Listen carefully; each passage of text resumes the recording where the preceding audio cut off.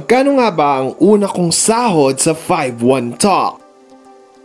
Pag-uusapan natin sa video na to kung magkano nga ba ang sahod sa 5-1 Talk, paano ma-promote at kung magkano ang unang sweldo na natanggap ko dito.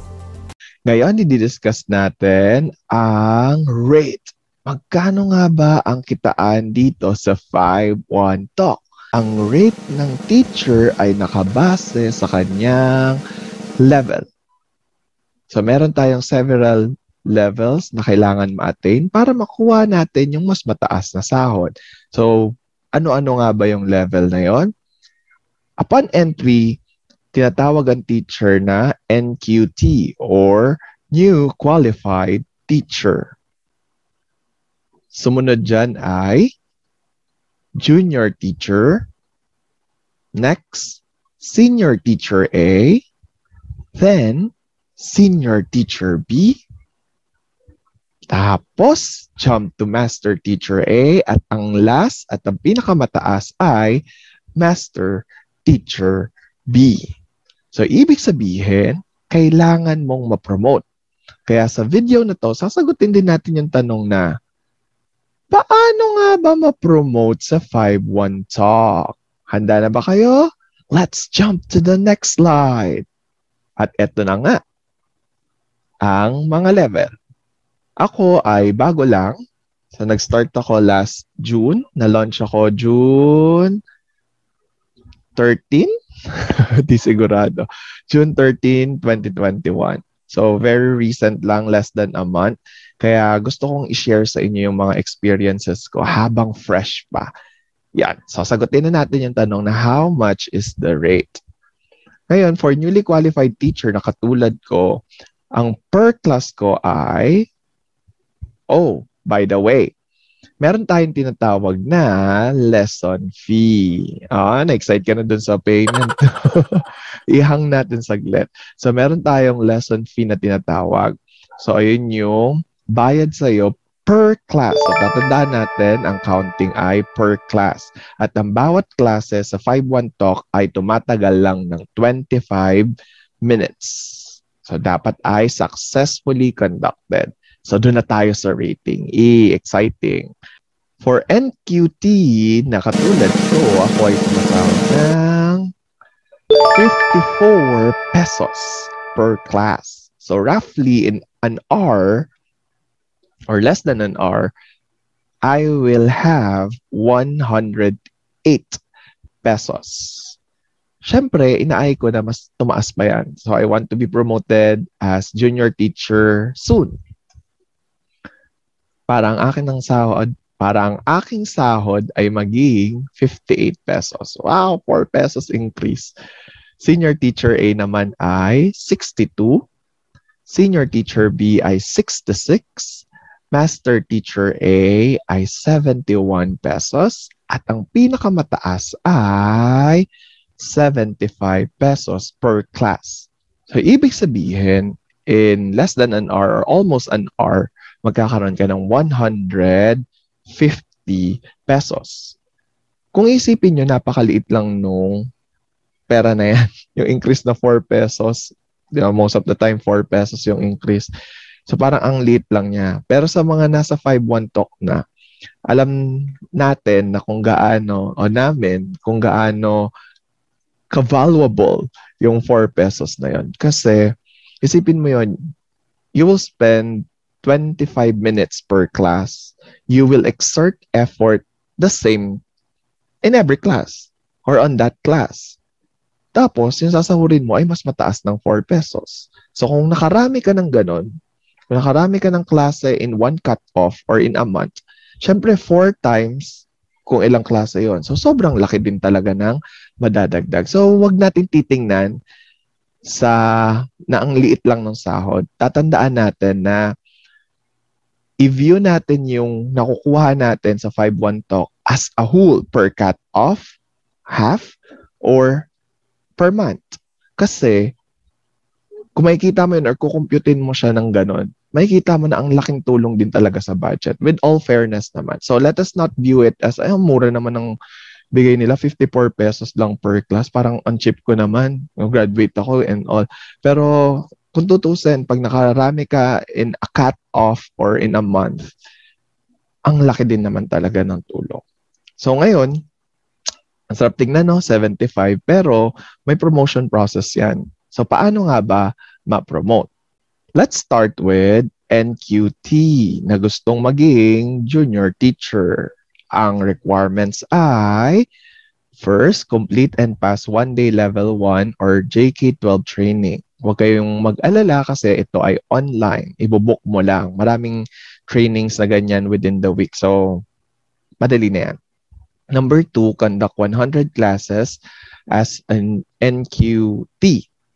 Ako, at the moment, meron pa akong 20 plus classes na kailangan kong mapunuan para makapag-apply ako as junior teacher. Then complete the quizzes in the training guide tab. So, maybe later, ituturo ko sa inyo kung saan niya nakikita.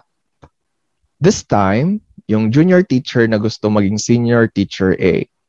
So, complete and pass one-day level 2 online training. Conduct 400 classes as junior teacher. So, medyo matagal-tagal na yon.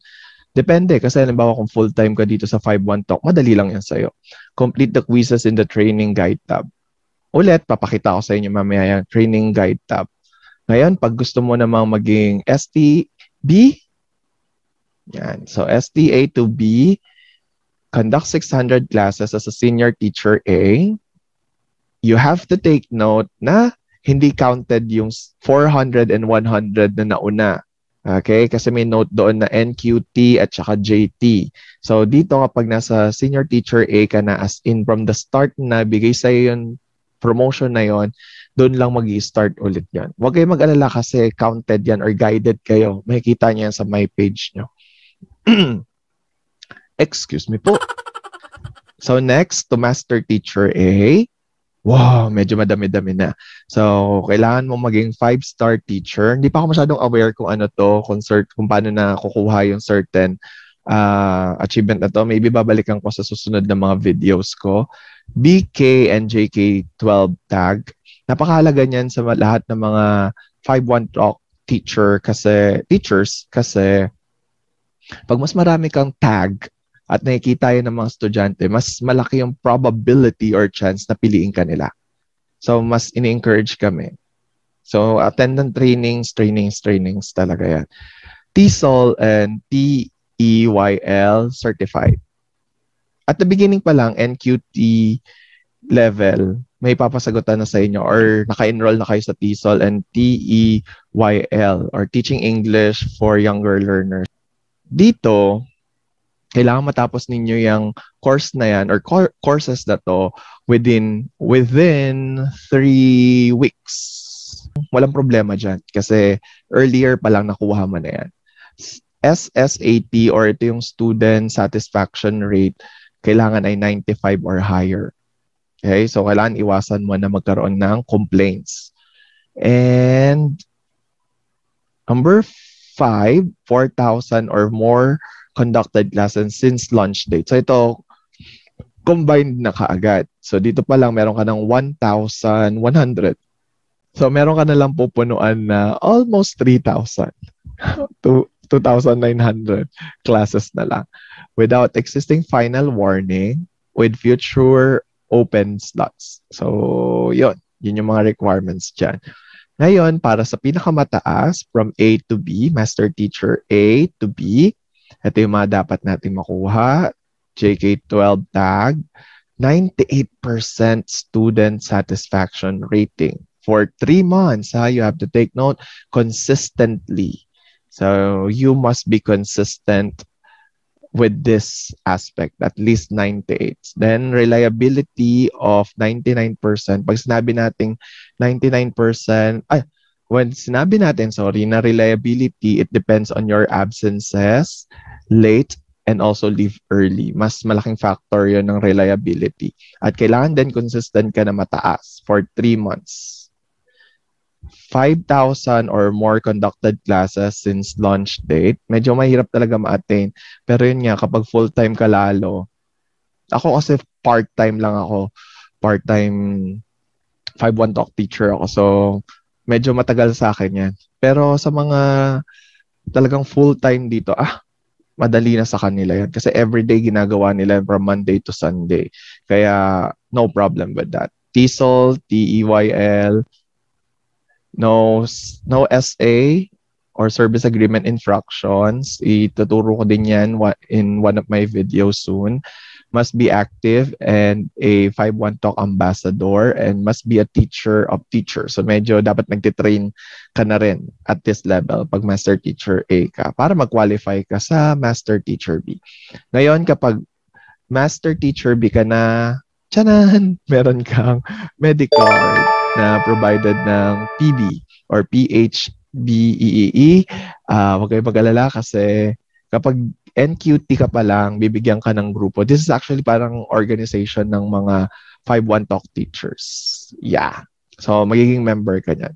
At pag nandiyan ka ay valid for 1 year lang yung Medicard na yan and all. So, kumbaga, denote lang nila na ayan yung grasya na matatanggap mo being a Master Teacher B. Yeah. Pero at least, from then on, lagi ka ng 75 per class. Wow, ang laki nun. Sobrang laki na nung ano na yan, na tulong na yan. Okay, so ngayon nandito na tayo sa aking my page. Maybe next time, i-explain ko rin yung nakikita dito sa my page. With all fairness, sa 5-1 Talk, napaka-organized nila. Napakaganda na ng system nila kasi you have to take note 10 years na ang 5-1 Talk. Kaya sobrang well-established na even yung system nila. Napakaganda na. Right. So ngayon, unahin natin yung training guide. Kasi yun yung parte ng promotion system natin. So makikita niyo yan dito next time. Yan nga, ituturo ko sa inyo mga parts. So training, teacher training. So pipindutin niyo lang tong training guide at napupunta na kayo dyan.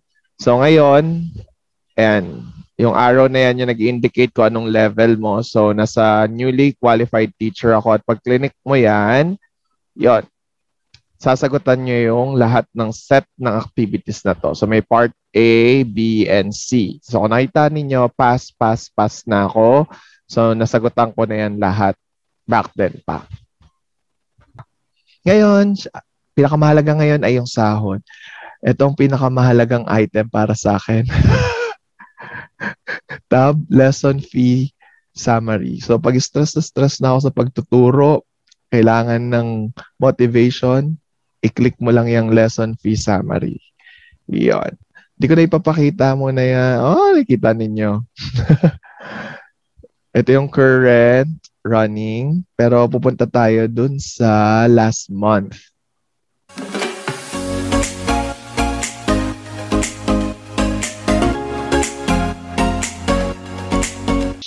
Yon. Wow, ganyan kadami yung lesson na naituro ko sa buwan na yon. Wow, 64 classes. So isipin niyo yon, I started 0, then naka-64 ako in just 13 to. So 13 pala ako nakapag-start talaga, Sunday. Yeah. So, June 13 to June 30. So, ganun lang kabilis.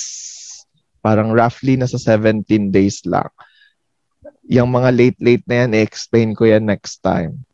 Siyempre, first time, kaya yun. Also, yung mga absent na yan, penalty na yan, i-explain ko rin yan sa susunod kong mga videos para guided kayo. Yan, lesson memo delay. Ouch! Dito matututunan nyo na talaga experience is the best teacher. So, kailangan mo lang talaga mag-improve kasi di ko naman yan masyado na-absorb during the orientation and all. Pero ituturo ko din sa inyo yan. Pero, ang kinaganda pa sa 5-1 Talk, yan, marami rin silang mga incentives and all. So, naka-receive ako back then ng 36 good evaluation. Ang halaga nun ay 3 pesos per evaluation. So, naka 108 ako. As in nga yung mga maliliit na barya-barya lang na ini-snub mo. Pag nandito ka sa 5-1 talk, papahalagahan mo talaga yan. And then also, mission incentive, yan, dalawa ako. Yan. Then, favorites, 3 pesos each. Ganyan kadami yung favorite sa akin within that 17, my almost first cut off. Sama ko na yung 2 or 3 araw na sobra. Etong last cut off kasi nga, very late ako nakapag-start. Kumbaga, medyo alanganin. 13 yung pinaka-start ko. 13, 14, 15. Yung cut-off kasi natin, 1 to 15, then 16 to 30. Ganun yung cut-off sa 5-1 talk. So, kinary over na, nandito na yung 647 na kinita ko back then. Kaya naman, ang total na kinita ko ay 3,400. Oh, ang cute pala. 3,456. 3,456. Ang cute, di ba? Susunod-sunod siya. Kaya ko na nakita yan. 3,456. So, take note, kinita ko yan within 17 days or 18 days. 18 days. Yeah. Ibig sabihin, roughly nasa 4,000 to 6,000 or mahigit pa yung kikitain mo kahit part-time ka. Take note, I'm just a part-time teacher here. Okay?